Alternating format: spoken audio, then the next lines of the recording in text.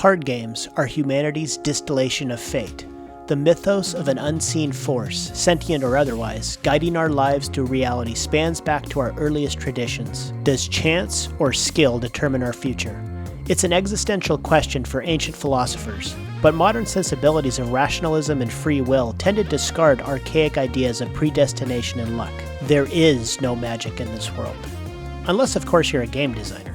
Card games are an elemental expression of the gray areas between chance and choice contained within the boundaries of a world where the next draw weaves our fate. We pull the strings of cosmic serendipity in our decks of destiny.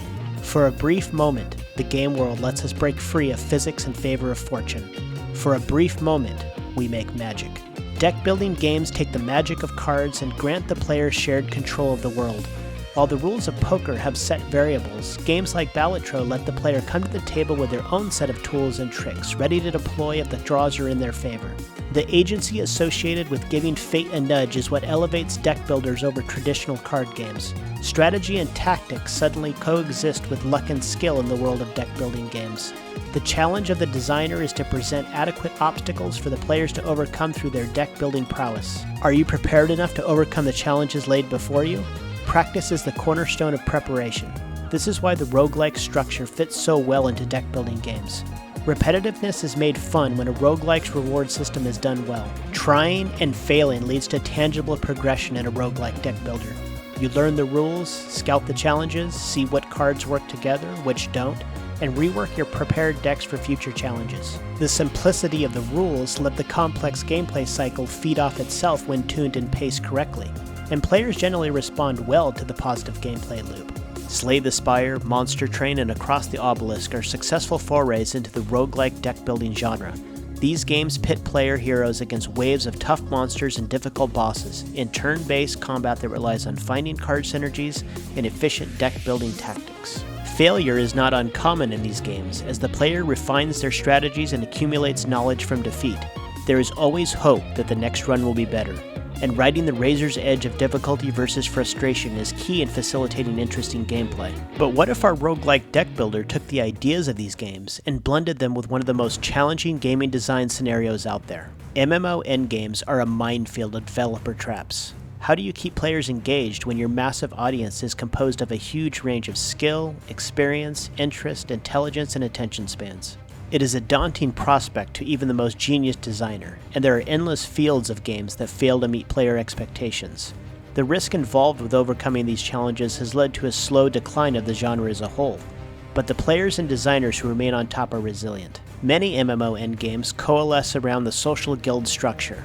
An MMO guild is a collection of players attempting to rally around a shared fun perspective of the game and achieve the goals the simulated world has created for the fanbase. Guilds work together to navigate raid zones specifically designed for the endgame and attempt to defeat challenging enemies and bosses. Much like a roguelike, the gameplay loop turns to learning the encounters, defeating them to collect rewards, and using those rewards to make future runs faster and more efficient. This game themes our roguelike deck builder setting around the MMO guild experience. The player simulates the role of the guild leader. You must recruit and manage a roster of NPC player heroes, coordinating their teamwork and preparation, distributing rewards and assigning responsibilities, all while assessing and navigating competing social dynamics between your NPC players and their overall relationship with the game world they inhabit. The team simulation and management aspect of the game is similar to games like XCOM. While not in battle, you must make tough choices that affect how your campaign plays out. Your decisions on progression can change the trajectory of your whole run. The policies you set in place mold the outlook of your guild's roster and ultimately affects how they perform in battle. Finally, you must carefully select which team members to bring with you on active combat missions, taking into account synergy and morale. So how do we bring together an MMO guild simulator and a roguelike deck builder? Each NPC character on your roster comes with a small hand of 3 to 5 cards. These cards are determined by a character's class, stats, and equipment. Once added to your active battle roster, these cards become part of your deck that will be playable in combat. Switching characters out between fights changes the cards available to play, offering the choice of different synergies and weaknesses depending on your loadout. Warriors would have cards that increase defenses, clerics would have clutch healing cards, and wizards would have devastating damage cards. The meta structure itself starts very similar to other games in the genre.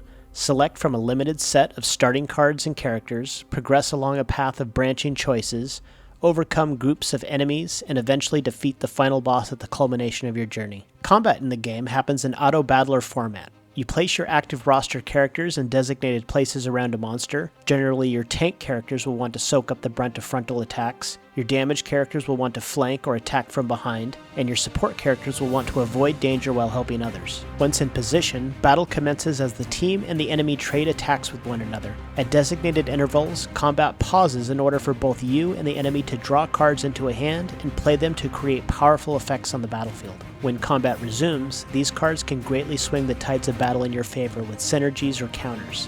Summoning a protective Ice Shield card can protect your characters from an enemy's devastating Flame Breath attack. Playing a Druid's Fog Cloud card can set up a combo that enables your Rogue's Ambush cards. If at least one of your NPC players survives on the battlefield when the monster's health reaches 0, you are victorious and can continue down the path of progress. Winning a battle means loot, and distributing the spoils of battle can mean powerfully increasing a character's stats or even awarding new cards. But be warned, rewarding a single character too many loot rewards can lead to drama with other characters on the roster of the same class. Generating too much drama stat on a character can cause your deck to be filled with negative effect cards, or even hurt their prowess in combat. Failing a combat encounter isn't necessarily the end of a run. A loss is considered a wipe, and you are allowed to try an encounter again, but each repeated attempt increases your active roster's burnout stat. Similar to drama, burnout can lead to increased detriments in battle. Too many wipes or repeated uses of the same character on a run can burn out even your most powerful team members. If drama or burnout reaches a very high threshold on a character, that character may choose to quit your guild altogether. Your run ends if the amount of characters on your overall roster sinks below the active roster minimum, and you are unable to field a full team for a battle. Other than combat encounters, there are also events along the progression path that can hurt or help your guild as a whole. Recruitment events let you add new characters to your roster. Auction house events let you purchase potions and starter gear for your members.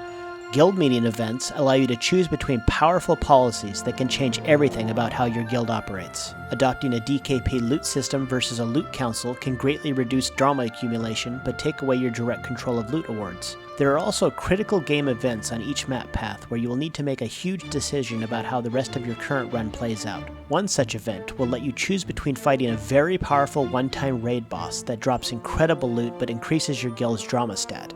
You can instead opt out of the boss fight and choose to farm the boss's guardians instead, populating your run with plentiful elite enemies that drop less powerful rewards, but prevents your guild from suffering drama or burnout for a time. Another event sees your guild discovering a game bug that can be used to increase your overall DPS, but also has an increasing chance that your active roster will be caught using it and banned from the Fox MMO game played out in the background.